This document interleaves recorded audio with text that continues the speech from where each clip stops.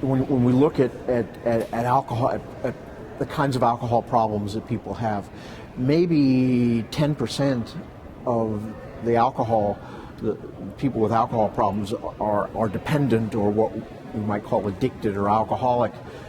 There's another huge group, or exactly that group, of people whose drinking is causing intermittent problems. World Health Organization calls them hazardous or risky drinkers.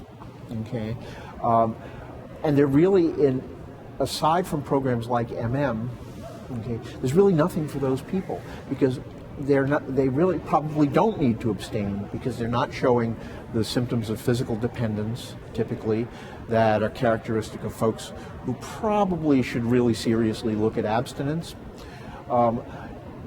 And these folks, this large group of people, maybe 25% of drinkers, okay, aren't going to go to an abstinence-based program because they feel like, my problem isn't that bad, and they're right.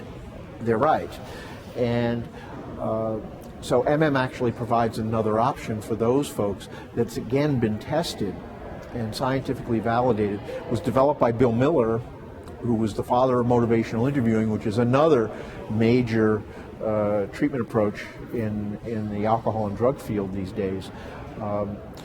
So I think it's certainly worth exploring moderation management. There's a lot there.